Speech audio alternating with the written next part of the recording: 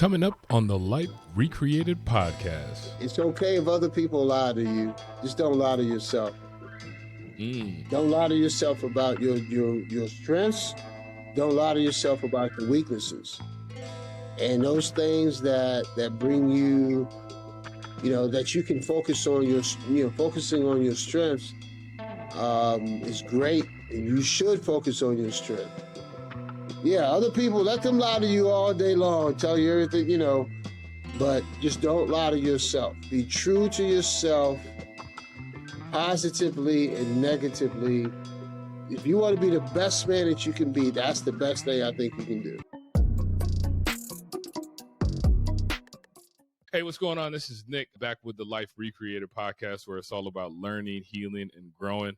On today's episode, I am super excited about who I'm going to be having this conversation with and just talking about life, about being a man, going through that process. Is my good friend, Billy Cook. He is currently right now the founder. He's the CEO of ProSim Services Company, a government contracting company.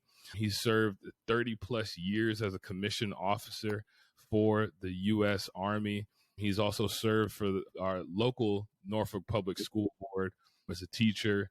He's been a board member in there, so he's been in the school environment and just seeing what's happening with a lot of kids that are getting or going through that. And he's also been operations manager of the Up Center. He's been a group facilitator for the Up Center. I know I've been checking you out a little bit. I've seen you ran for a couple of city councils and different things in the area. And so he's going to bring a wealth of knowledge, man. I want to welcome my good friend, Billy Cook. How you doing, brother? Hey, brother, I'm good, man. I'm good. I'm glad to be here with you. Yes, sir. You're doing what God has called you to do. You're doing what's in your heart to do, and I'm just glad to be a part of it. I appreciate it, man, and I appreciate you just jumping on and giving us your time. So let's dive right in, man, because I want to get to the juicy stuff, because I know you got a lot of wisdom, and you got a lot of wealth of wisdom. Just from your experience, talk to me a little bit about, like, where you from? Are you from this area originally, or where are you from? What's your background? Well, military family. So I was born in Baltimore. I think I moved here. My family moved here to Norfolk when I was either 6 weeks old or 6 months old, and we moved to Norfolk. And so, I'm from Baltimore because for 18 years, every summer we went back to Baltimore to see my dad's people and my mom's people as well. Gotcha. Okay, that's cool. And then so growing up in this area, after you got out of high school, you went straight to the military. I mean, I'm thinking 30 plus years. Was that straight into the military after school or high school? Well, I actually joined my senior year of high school. I joined the Army Reserves, graduated June 1981. 2 weeks later, I was at Fort Jackson, South Carolina. Graduated from there sometime in August. About 2 to 3 weeks later, I was at Virginia Tech, where I went to college. 4 years there, so I was going to college, but I was also an Army reservist, so my clock started kind of early. But kind of had this mindset that I wanted to be in the military. I don't know about your generation, but we used to buy these Army men, these little green Army men in a big old bag, probably cost $2. And yeah. And we played with those things and out in the dirt somewhere. And the military, I was hooked from that point on. So from early on, you already decided that in your mind, this is what you were going to do pretty much. Yeah. Just from those experiences. But when I look back, I still think it was a God thing. Right. Explain that. What do you think? Well, 32 years is a long time, right? Long time. And it wasn't easy becoming an officer, leading people. I was a logistician, so that simply means that I provided services and I provided supplies that range from food and water to gasoline to construction supplies, services like laundry, services like mail. Even at the end of my career, I had banking somewhere under my, kind of my area of responsibility. And so the success of those 32 years was up and down. But again, it's a big God thing where I learned so much as a man. I learned so much as an African American man. I learned so much as a leader. And yeah, it truly made an impact on my entire life during the military and even after. After it, yeah. I agree with you. I think, like I talked to a lot of guys, and I personally believe, because I served 8 years in the Navy, Yeah. and I think that was, for me, one of the life-changing experiences that I had, like, because it just changed how much I looked at life, what I took seriously, how I approach life. You approach it completely different. I always think about how when we're in the military, we get the opportunity to learn how to execute, right? I don't think that when you think a lot of guys, a lot of men sometimes, that nobody ever taught them like how to have, somewhere they're trying to go or something they're trying to get to and take steps to get there, right? Right. A lot of guys don't get that kind of opportunity. So I think that's great. When you mentioned something that I was thinking about, what was that like? Because, obviously it was 30 plus years ago. What was that like as a Black man, kind of going through that and navigating it, like especially college and all those different, that experience like? Well, I had some experiences early where when I look back on it, there was a racial tint to it. For example, I was rated probably my third year. I was rated very low on this spectrum. We had a spectrum of blocks: top block, second block, third block, and fourth block. And I was rated a three block. Now, mind you, no issues. Uniform looked good. I was in shape. No issues within my units where I was responsible for, soldiers.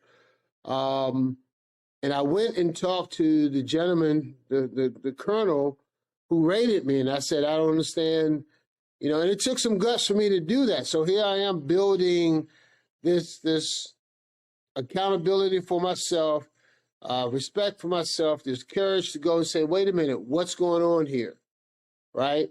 And so that was a defining moment for me because I was challenged and had no idea of what to do other than to go and confront the challenge, right? Yeah. So at the same time, there was an organization that was created before I was in the Army, and it was called the Rocks, right? And it was African American officers who had been in the military and who had done some studies. As a matter of fact, one went to a graduate school situation, and he wrote a paper on what Black officers needed to do, whether or not we would wear a mustache. What would we do after? Because most of us were young. We kind of, would gravitate to our people, but then we had to remember that we were officers and they were enlisted. And so at that time, they had enlisted clubs and they had officer clubs. And we knew that we couldn't go to the enlisted club because they were playing the music probably we were more familiar with. And so it was just a cultural understanding that we had to have. And I think across the Army, African-American officers, soldiers were aware that we needed to really understand what we were facing.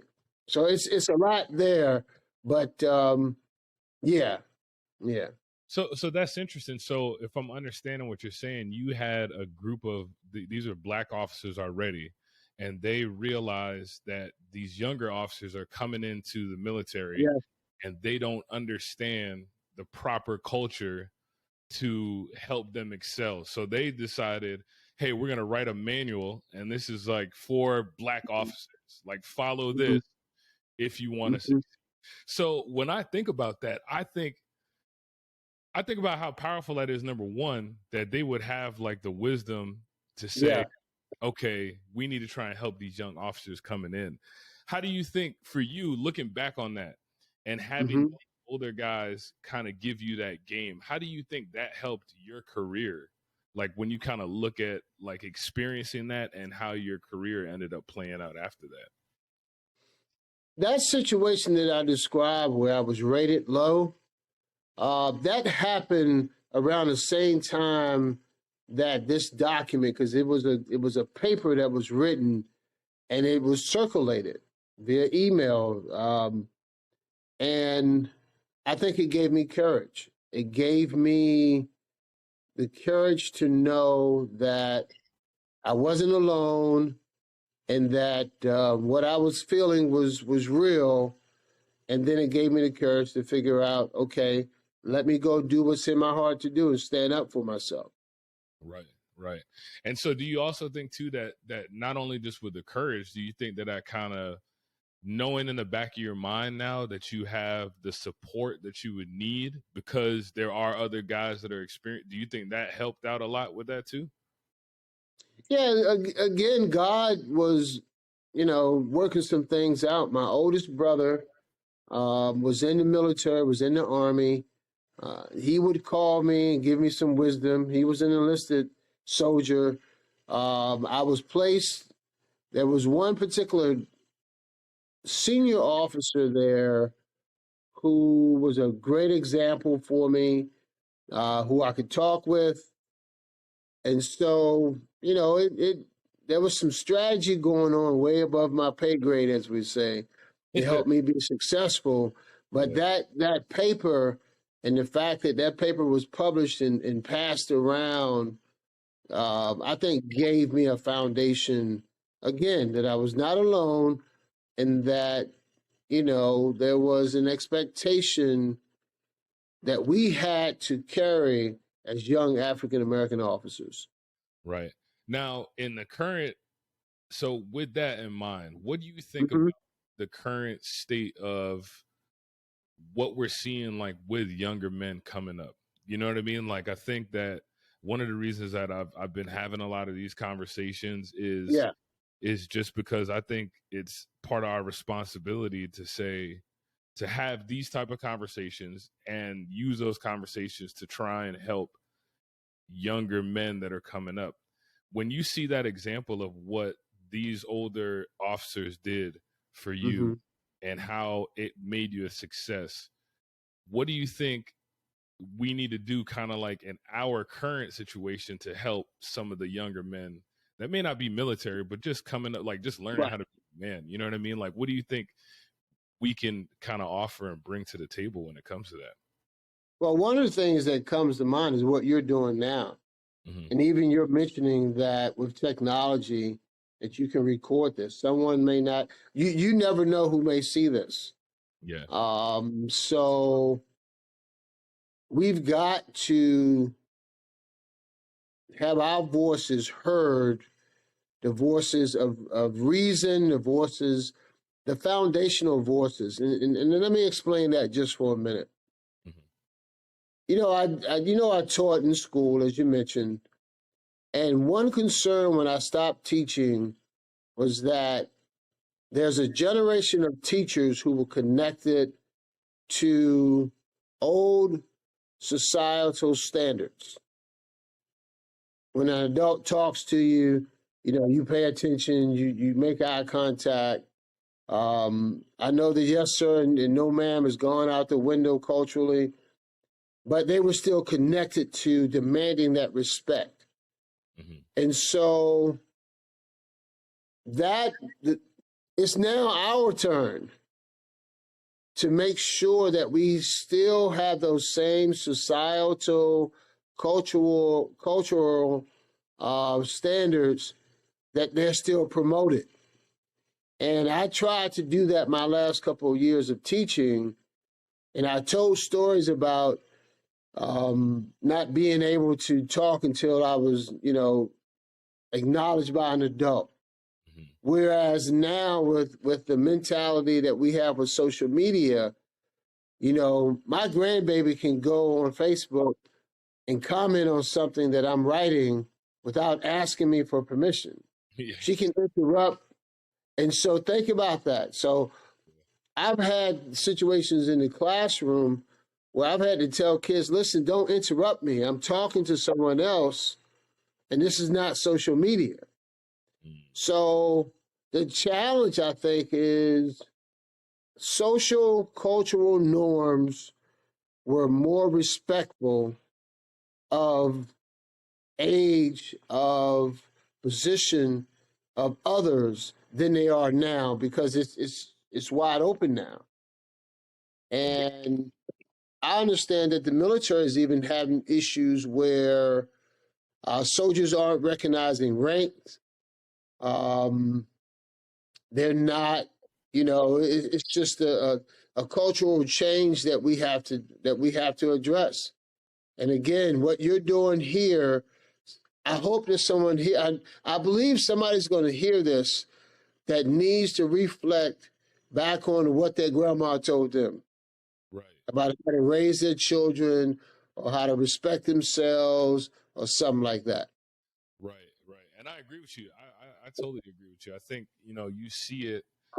Even, I have younger kids, and I have an 8-year-old and a 6-year-old. And, sometimes when I go and I interact with some of the other kids and, even my kids sometimes, you know what I'm saying? Like, I know sometimes they let things slip and I got to correct and be like, nah, that's not how we're going to do that, and right. Just kind of stay on them about that and be more intentional about it, because, now, like you mentioned before, we're living in a time where the intentionality of keeping those proper boundaries is slowly fading away.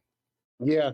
People aren't, looking at it with the same type of respect that it really deserves, So yeah, we always tell, we tell this story of if you were walking down your street and Miss Jones was leaning out, sitting in front of her house, and you had a bad word, on the tip of your tongue. When you saw her, you would swallow it.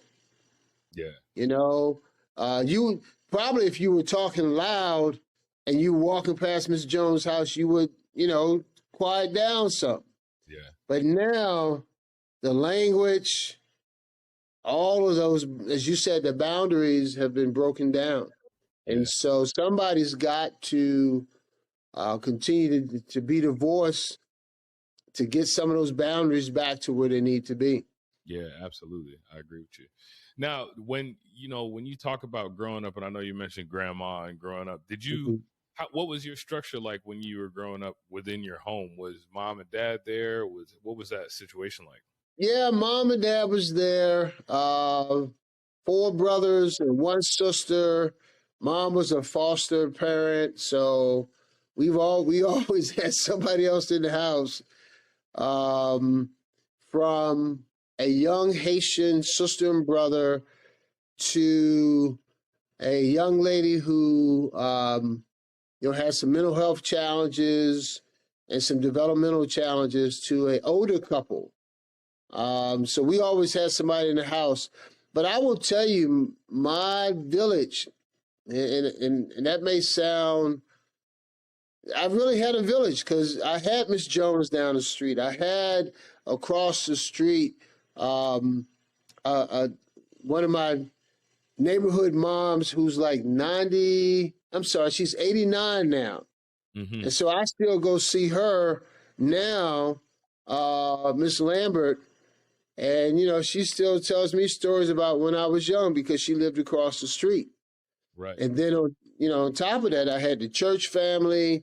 I went to Church of St. Paul, Church of God in Christ in Compostela. And that was a big old family, because we went to church at least 2.5 times a week, not counting Sunday. And so that was a big family. Yeah, man. Growing up was great. Growing up in my generation, with all of that family was great. Yeah. The reason I asked that is because it's interesting. You know, I had a conversation. I had an interview with another guy, and we were talking about support, right? And how important, like how the support that you either received or that you didn't receive when you were older, how that shapes you as a man as you get older and you become like your own man. Because you know we kind of just talked about different situations where we remember specific times where we wanted support from those in our environment at a young age, but we never got it. So now you get older and you're like, it's this challenge that you're facing of like, okay, can I really do this, or can I really pursue this? So with all that support that you got, I'm just trying to tap into your brain a little bit. With a lot of that support that you got, as you got older, how do you feel that that affected your ability to accomplish things, accomplish goals, put things? Do you think that that helped form a lot of it? Because, you know, in the back of your mind, you know, hey, I'm being supported and I got somebody behind me. Well, I received a lot of encouragement from my family and my extended family. I received, you know, in the church we were active. My family in Baltimore, both sides, just received a lot of encouragement to be who I am. And, you know, along the way, accomplishing things in school, that encouragement helped me as a man, even with the flaws that we all have, the challenges we all have. It helped me to realize that I was accountable to those who were encouraging me. Now, some of them are long gone. A lot of them are long and gone, but it's still, you know, I still feel my mom. Sometimes I can feel her presence, if you will, that makes me want to replicate what she did for me. So I'm an encourager. That makes me want to do what I saw leaders in the community. So you know, you talked about I ran for city council and all of that, and I served in the community. I didn't do that because, you know, you're military, that I wanted another badge or another name. I did that because I felt like it was something that God wanted me to do. And that came through the encouragement that I received from other people to just make a difference in my sphere of influence. Right. I think what you mentioned, and I wrote it down, I thought it was interesting. I never really heard it worded like that, but you said that you were accountable to those who encouraged you. Like there was this responsibility that you had. It sounded like where you said, okay, these folks were there to encourage me, there to build me up. I have to do something with this now. You know what I mean? And I think when you think about that, I think like when you think about getting that encouragement and actually receiving it, it almost kind of pushes you to say, okay, now I can do more. I can be more because all these people are believing in me being able to do it, you know? I think that's huge. How do you think, because you have children of your own right now, right? How old are your kids? Your kids are like grown. We have 4 adult kids, 33, 31, 28, and 24.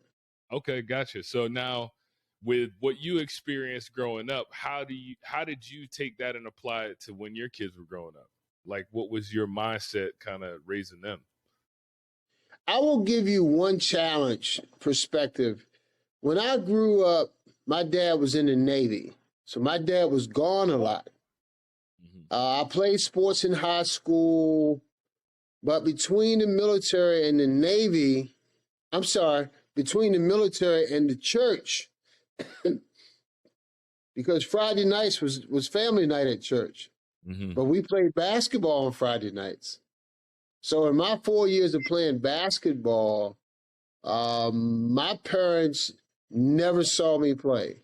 And I was a pretty decent player. I mean, I was team captain, moved up to varsity.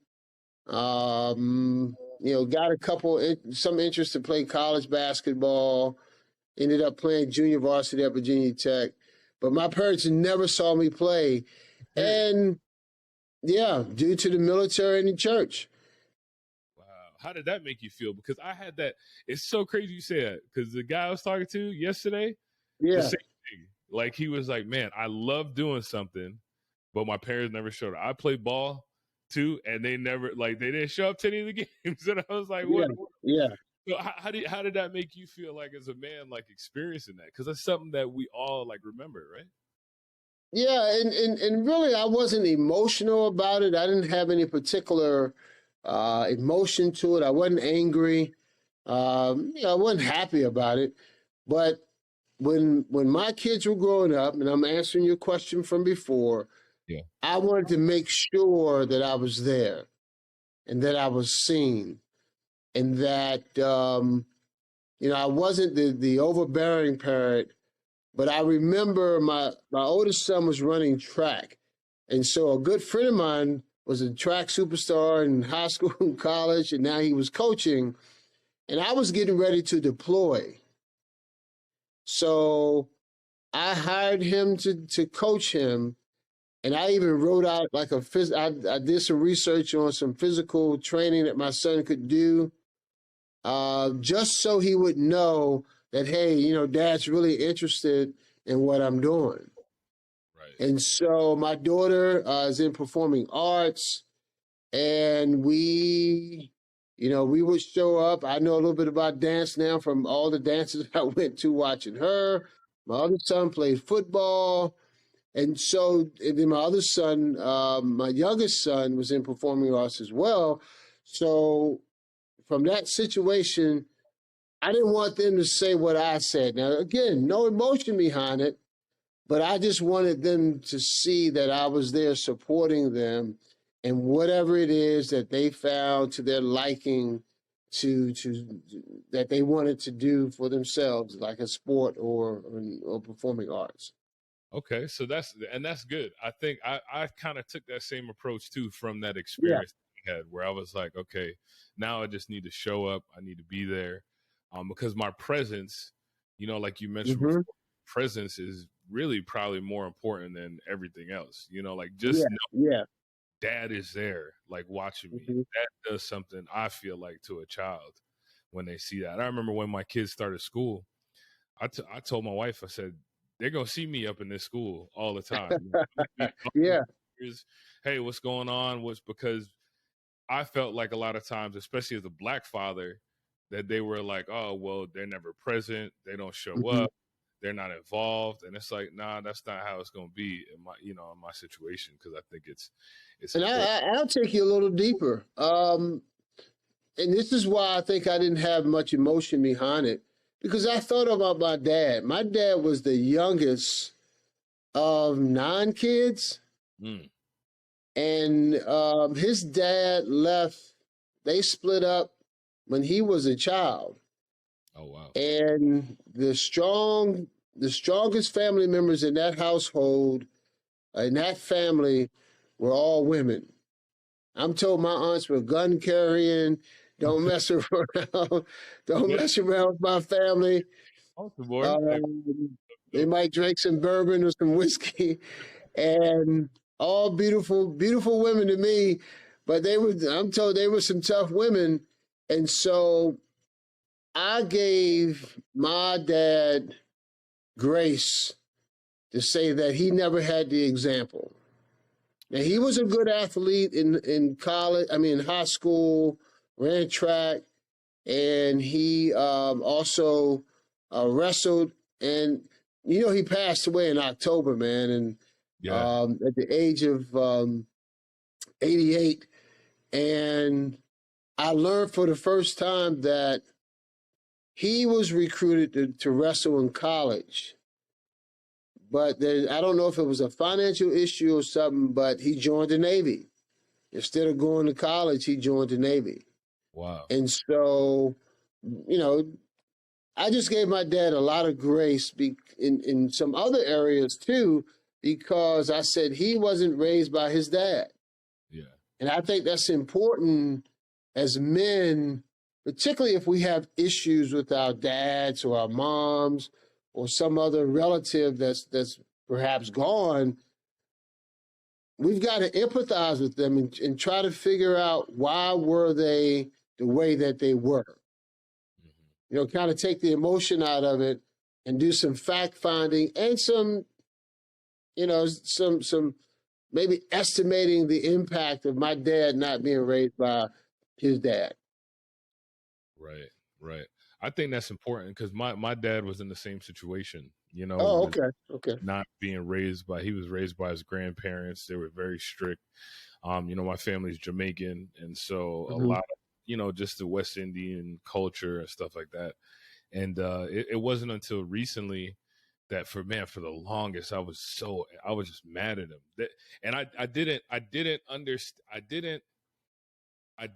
know that I had this underlying anger towards him about certain things that had happened when I was growing up, until I confronted him about those things. Like, and I sat down with him and I was like, hey, you know, like X, Y, and Z happened. You know, like I think he kind of played that a little bit, you know, just from my understanding.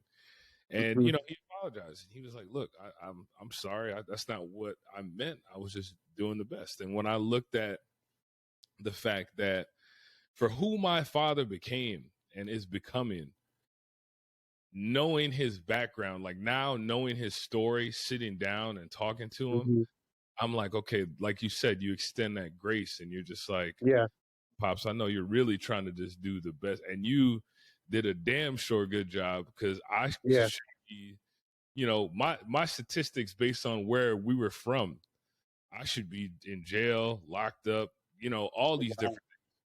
And you did a damn good job keeping me out of all of that with what you were given. I think that's where that grace needs to really come into play for sure.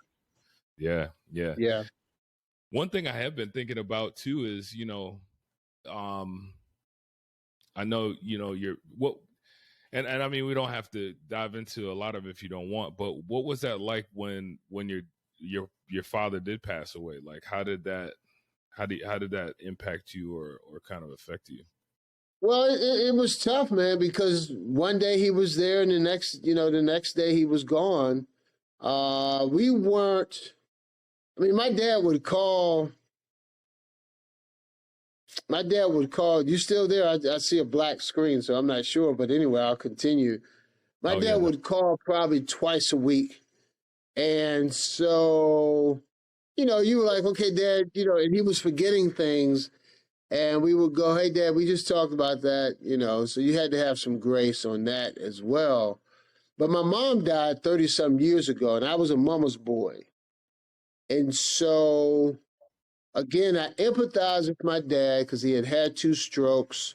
And I said, he's in a better place. He's with the love of his life. And so, you know, I have a picture of him that I speak to some mornings, and I still miss him, you know, but I know he's I literally know that he's in a better place. So. Yeah, no, that's good. Yeah. That's good. Well, I'm glad, you know, you're able to have that, you know, have those moments and then kind of come to that maturity too. Like you said, you give, I think there's a lot of us as guys that we're so angry at our fathers for whatever reason, like things that may have happened or, you know, things that they may have said or lack of them being there. We're so angry at them.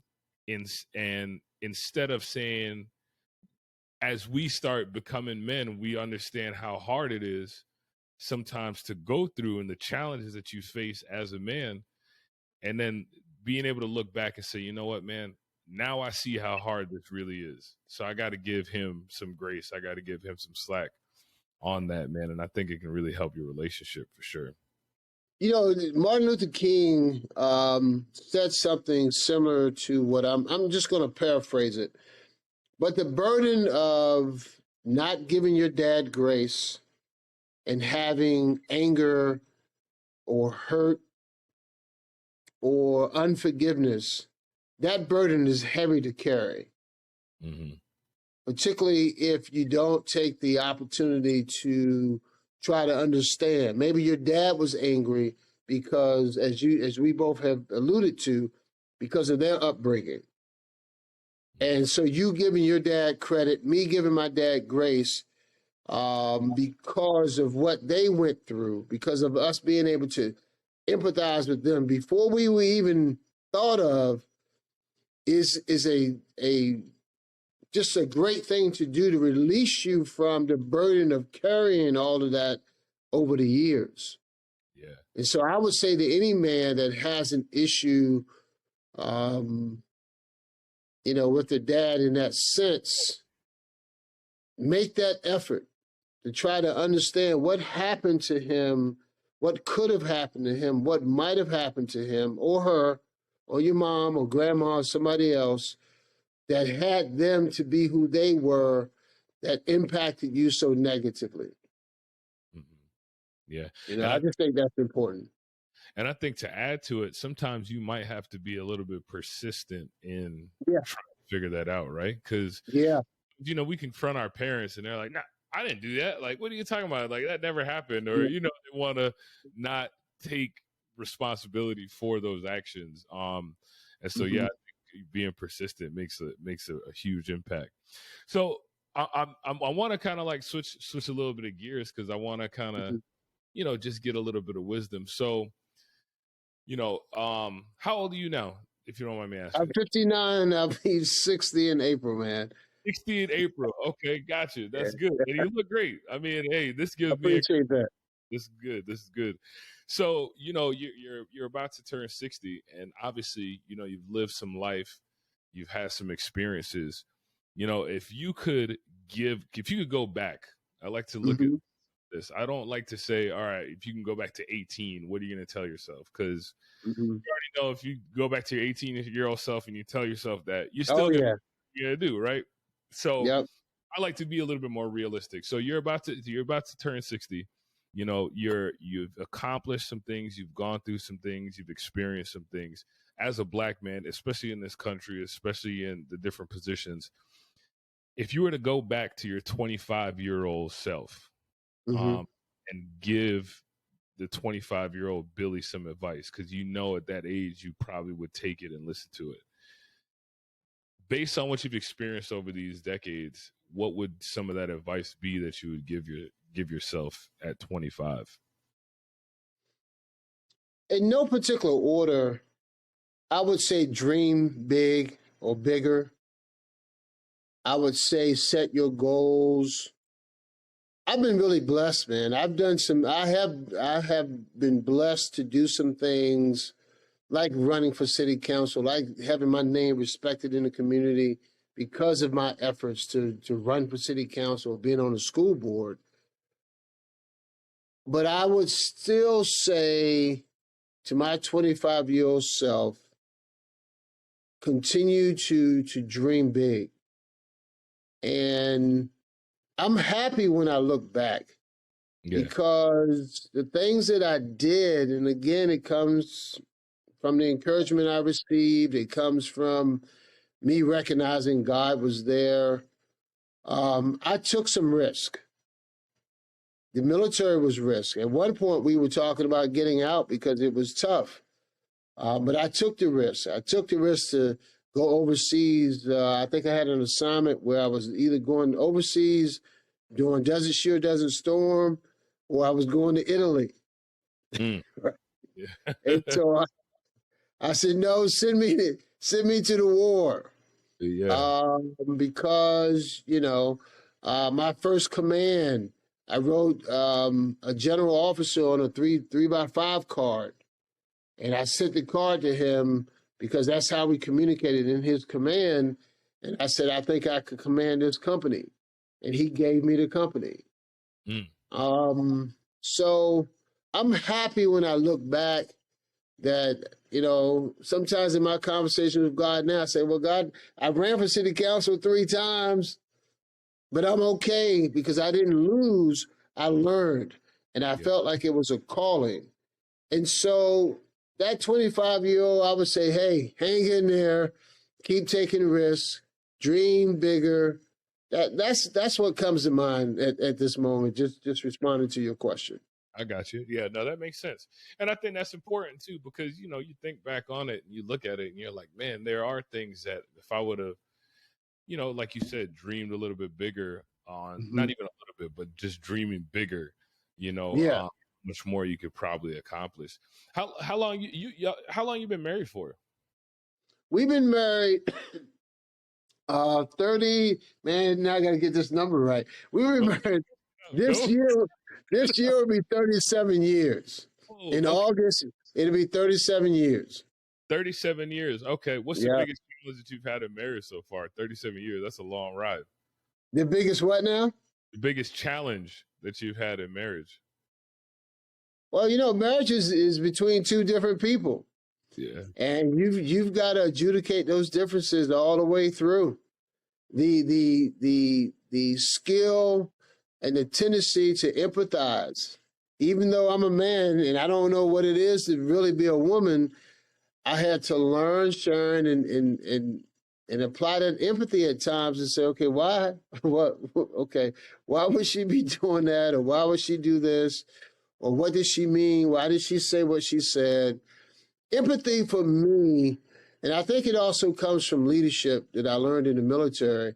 You have to empathize with other people. You have to try your best to try to understand why they do what they do or say what they say.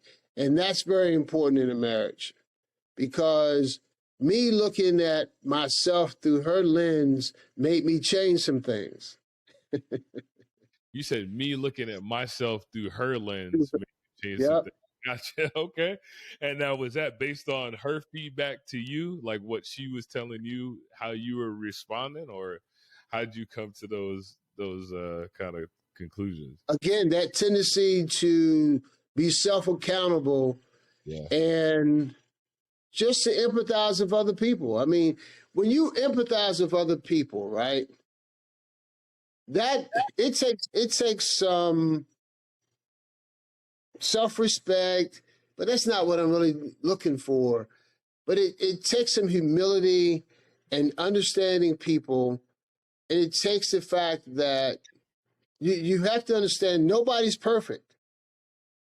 Mm-hmm. And if I'm really cognizant about the fact that there's a reason why I do stuff, then there must be a reason why other people do stuff.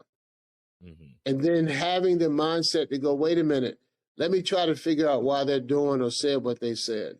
And in marriage, if a man can't empathize with his wife, and if a wife doesn't empathize at times with her husband, and I mean, communication is important. We know that.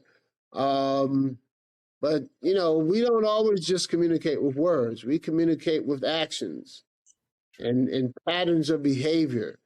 And over 37 years, every day is still a new day. Yeah. That's Well, I applaud you for that. I think something I've been thinking about, and like just even looking at, I see like a lot of younger guys that are not wanting to pursue marriage, right? Yeah. And they're wanting to look for marriage and not thinking that, it's worth it. I tell folks, besides me getting saved, besides me giving my life to Christ and having that portion of me, the second best thing that's happened to me is me and my wife coming together. Like, just because there's things that I've been able to accomplish and things that I've been able to try and pursue because I knew I had her support and because I knew she was in the corner. And without that, without having that, I don't think you can sometimes really reach your full potential as a man. That's just my opinion. I think that's a part of you that you have to experience in order to really reach your potential. Because you definitely have to humble yourself to be a good husband. Yeah, for sure. Or to be a good father. Yeah, I don't think you really grow up until you get married.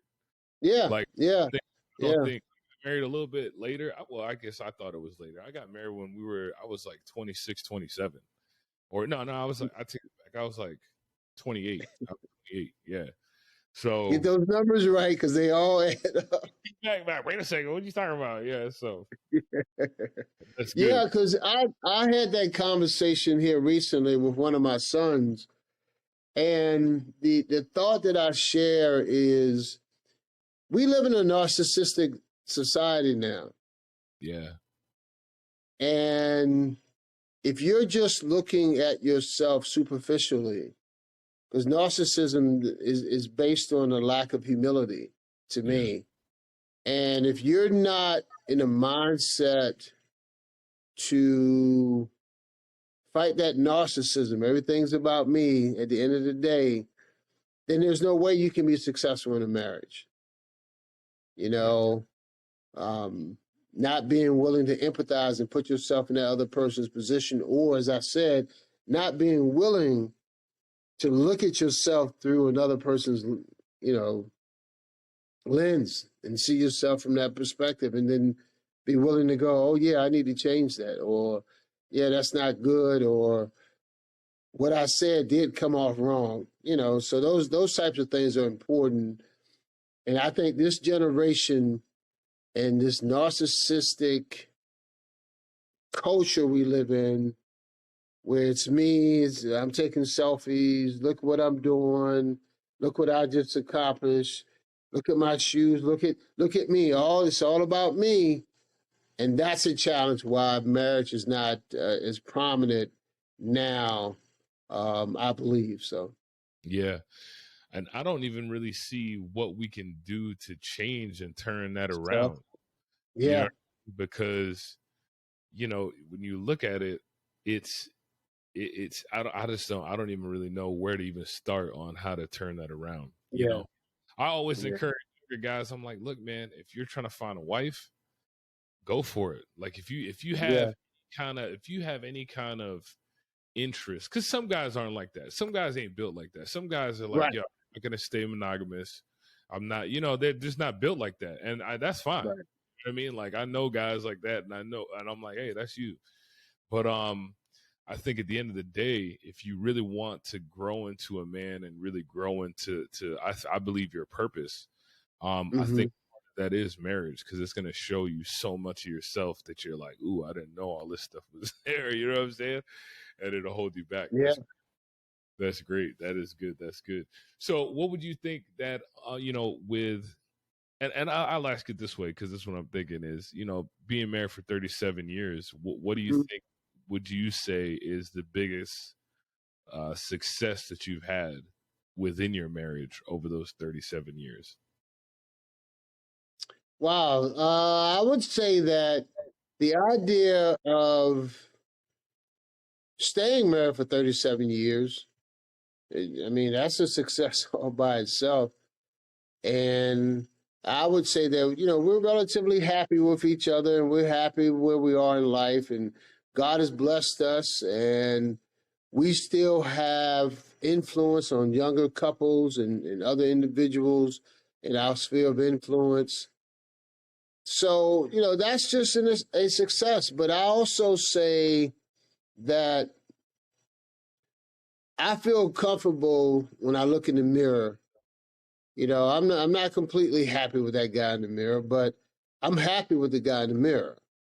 And, I've tried in all my roles, my community role, running for offices or being a civic league president, all of that, I've served, and so when, we moved from Norfolk to Suffolk now, and I've been contacted, and I said, well, my focus now is on the 5 grandkids and on this stage of our life. My wife's retired, and so we're home together, the majority of the day.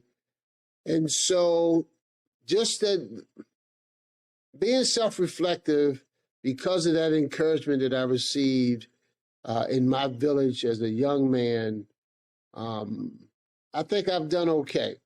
Yeah. I think I've done okay. One thing I wanted to say, too, in my role as father, in light of the conversation that we had about our dads, I don't know the situation now that was going on, but I sense at this particular time, I think one of my sons had got in some trouble. And I heard God say to me, not an audible voice, but it says, that scripture in the Bible that says, don't provoke your children to anger. Yeah. Yeah.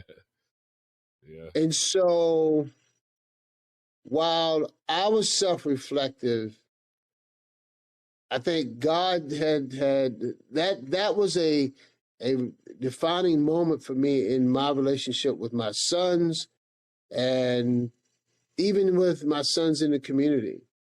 Was that how would I approach them on a serious situation? How would I approach them to share wisdom and not provoke anger in them, but still stay connected while being, that mentor by being their father and all of that. So, yeah, man, I've done some reflection on that question, and definitely not a perfect man, definitely not a perfect father or husband or grandfather, definitely not a perfect military officer, but I've been blessed. I really have, and have been given much grace. Yeah, that's good. That's good. I think what I'm really encouraged about is, you reflecting on that and on that statement of, not stirring up, your kids to wrath and having more of an approach that I feel like it uses more wisdom, right? It's more wisdom and like, okay, I can't come at this like, a bat out of hell. I gotta be as wise as a serpent, gentle as a dove. Like that's one of my favorite things of metaphors to look at. And I think why that's important that you reflect on it and have that approach. And even having this conversation, like for you, you're a generation above me, right? But I still connect, and I always look at the generations ahead of me and say, okay, what can I learn? Because you've already gone through it, right? You're telling me now, and I'm at the beginning stage of this. I'm like, oh, okay, now I can kind of know what to expect. The issue I feel like sometimes with the generation ahead of myself in connecting with like the generation behind me and some of the younger kids is like what you're saying. Sometimes when they do approach the younger kids, it's with such like harshness that they're like, all right, and I'm not saying, be all sensitive, but like, right. Understood.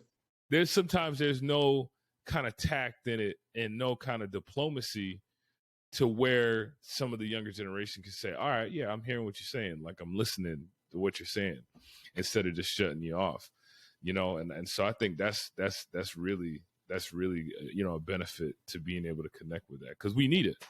You know what I mean? Yeah. And I think when you recognize that you've been given much, then that saying comes into whom much is given, much is required.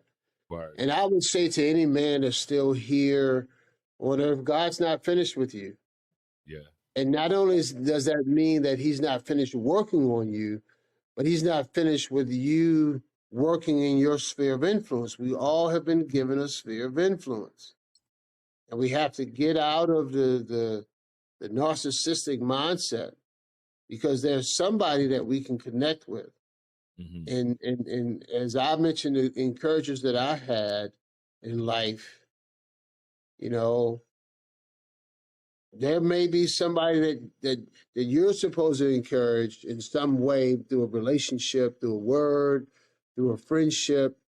And if you're still here, that work is still to be done. True. Very true. How do you feel about men and finding their purpose? Because I've been thinking a lot about purpose lately, like what it is to move with purpose. One of the things that I feel like we probably both got to experience, and this is just me, this observation.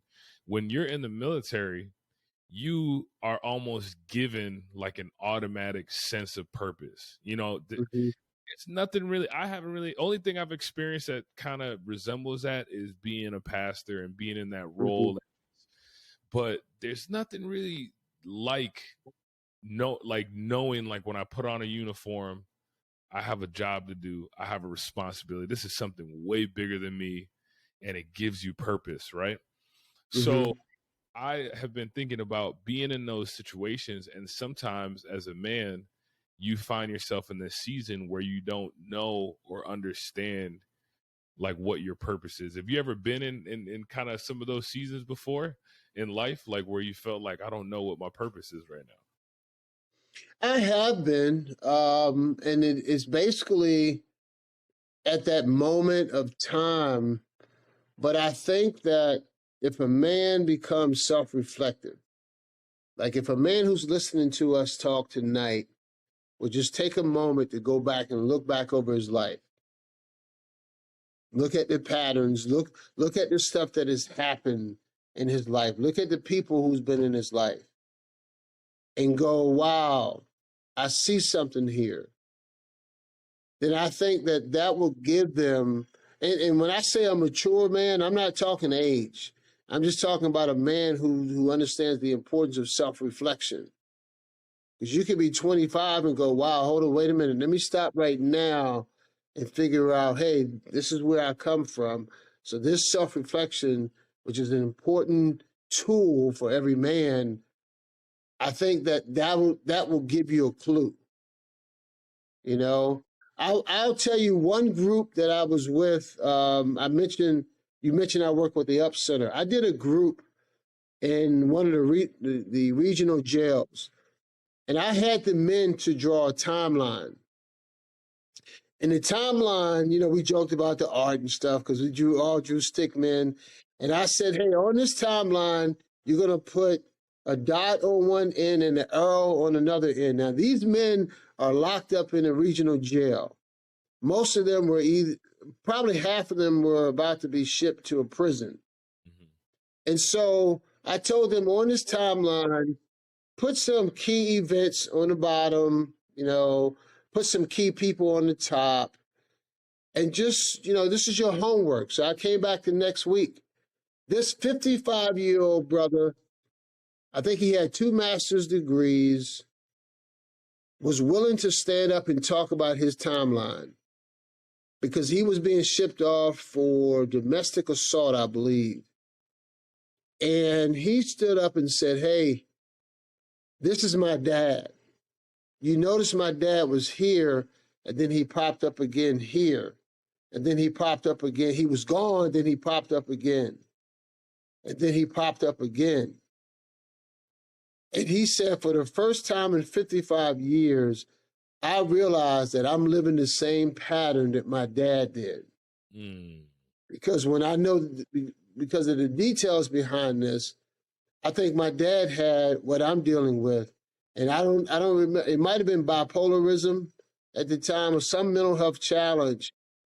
But if a man, you know, just back to the general answer, if we become self-reflective of where we were brought to this point in time, I think you'll better understand your purpose.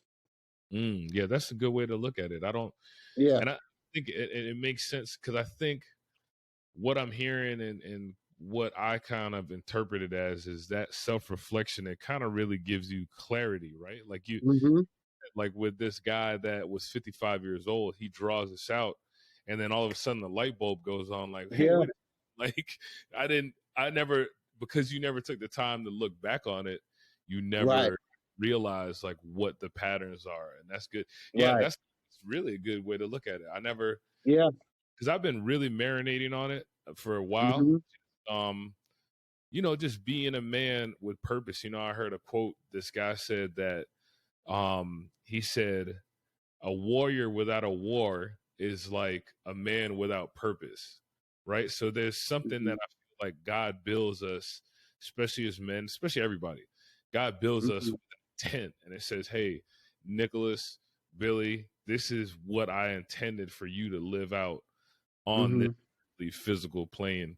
And I think a part of our mission is really to find it. So that self-reflection is good. It sounds like you've been doing a lot of self-reflection lately. Just kind of. Well, not lately. It's just been through. Because I transitioned to being retired. Yeah. But I've done this. I think I can't tell you no particular time, but I've done this for years. Yeah. because, I've on this journey of life, I have just like questioned, okay, what's up? But then I had to go, well, no, let me look back for a minute. Yeah. God has just inclined me to look back and go, okay, all right, I see that. I see this. Um, yeah, okay, so it's making sense to me now. So I'm supposed to serve other people, Yeah. and then transitioning to where I am now. Okay, so I got to serve that next generation. Yeah. I'm talking family now. Right. But I wanted to throw something back in here too about that statement that you made, because I think when you talk about a warrior and a war, I think it's internal first For sure. before Yeah. it's external. Yeah. You know, you got to get in the habit of saying, like I'm working out now, like 2 or 3 times a week trying to lift. I don't even have any program. I just go for about 15 minutes and get my muscles, do More. some bench pressing, Yeah. some squatting, and then I'm like, okay, I feel it, I can lead. But I just know that as men, that we have to self-reflect and do the things that's in our heart to do so that we can take that next step forward, whatever that might be. Right. Whatever that might confront us with. You know what I mean? And if we aren't looking at ourselves and we're more concerned about other people looking at us, that's kind of a losing situation. Because I'd rather look at myself first and say, okay, because who can I control? I can't control somebody looking at me and what they think about me. Right. I can only control what I see about myself that I know that I need to work on. And God has just given me that mindset to really self-reflect and try to work on it. I'm still a work in progress and still work on the things that I can. That's what I can control. Right. Right.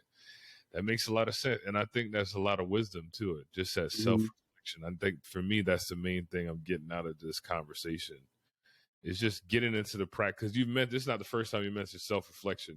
You've Right. mentioned it throughout, and I'm like, okay, that's where we're at with it. Let's say somebody younger, somebody coming up that, there may be in a place in their lives as men and they want to change, right? They want to, Mm-hmm. like my whole concept is recreated. Like I got to a point in life where I said, you know what, I don't have to be what everybody says or what my failures say. I can really create the life that I want to live, right? And being able Mm-hmm. to.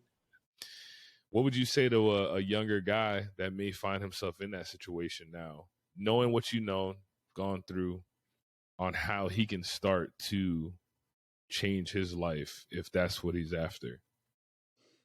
Well, there's a simple way to say what I've been saying about self-reflection, and that is, it's okay if other people lie to you. Just don't lie to yourself. Don't lie to yourself about your strengths. Don't lie to yourself about your weaknesses, and those things that bring you, that you can focus on focusing on your strengths is great, and you should focus on your strength. But those areas where and maybe you don't know because you've kind of pushed it somewhere in your mind behind some false wall. Don't lie to yourself about those things, you know. And it's really between you and God. I don't know if they believe in God or not, but it's really between you and the God that created you. Yeah. Yeah, other people, let them lie to you all day long, tell you everything, but just don't lie to yourself. Be true to yourself positively and negatively, and if you want to be the best man that you can be, that's the best thing I think you can do. Yeah, that's good. That's good. Man, yeah, that's some good advice right there. Other Yeah, people, yeah, don't lie to yourself. I yeah. like that. I wrote that down. I said that's good. That's good. Okay, cool deal. So, man, what do you have? As we wrap this conversation up, man. I appreciate your time. I appreciate this wisdom. I appreciate your friendship, and just being an example. I always look and I say, okay, I turned 40 last year, and I was like, Okay. man, I didn't think I was gonna go make 40. Like, growing up, like you don't think that far into it. So I'm always encouraged when I see someone that I can look up to and somebody that I can admire and say, okay, just keep on pushing, Nick, because Yeah. there's good Yeah. coming. For us wrapping up, do you have anything coming up that we need to know about? Anything that you're working on? Anything that you could let people know about? Well, I'm still selling real estate. So if there's anybody out there that needs a good real estate agent who will work hard for them, hey, give me a call. I'll be your real estate agent. But I'm also, I've been for a number of years thinking about starting my own governmental contracting business. So I'm working on that now. And that's primarily providing services and supplies to the government. And the services vary. I've had some contracts of providing some artwork, and I don't do art. I don't do painting, but I have friends that do. And so I've finished the contract on that. Have another one that's pending, and just looking at expanding and scaling that up, so that I can provide for the family and do something that I always felt like, God, why did you bring me? Why did you give me those military experiences of being a logistician? Why did you give me that ability to kind of pivot and supply water, then supply fuel? And again, I'm trying to be accountable to the experiences that he gave me. And I would say to any man that even a negative experience, whether it might be alcoholism, it might be some kind of abuse that we survived. There's a positive thing that can come out of that by helping someone that's probably maybe younger, that has gone through that, and they don't know what to do, but they can talk to somebody who has survived it. You see? Right. So that's why I'm saying that when you look back, then you have a sense of gratitude for what you've been brought through, what you survived. And that don't mean you survived 100%. It might mean you survived 75%, but you still survived. For sure. But yeah. now maybe, you know what I'm saying? You might still have some scars, but maybe somebody will see those scars and say, hey, wait a minute. How'd you get that scar? Because I got the same thing. And then now you can help bring somebody else along. So, this conversation, we could talk all night, man, but what you're doing and your sphere of influence and your messaging that is kind of you probably don't know what you're going to talk about 3 months from now, 5 months from now. But I think everything that you're talking about is timely for somebody. Right. It really is. So keep doing what you're doing. Sure. God has given you the knowledge of all this technology and all of that, brother.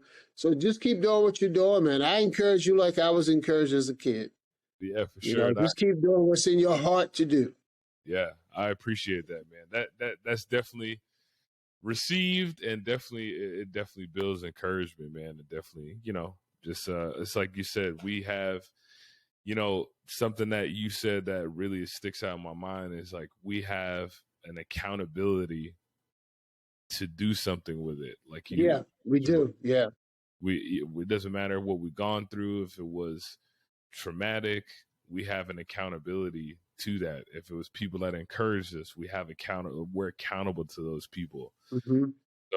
So that's really encouraging, man. Okay, so if somebody wants to connect with you, man, where can they find you? You got any where you mainly on Facebook, right?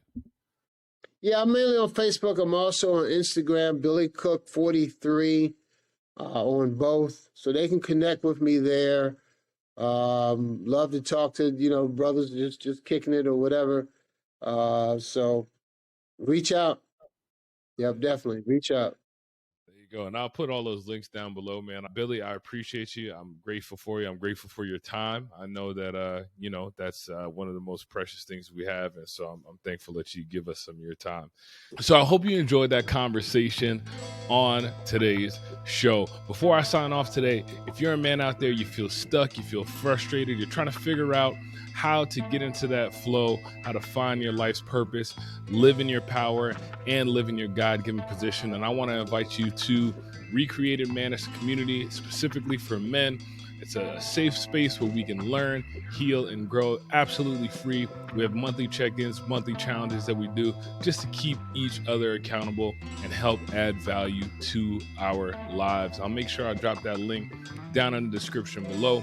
Until next time, keep learning, keep healing, and keep growing. Peace.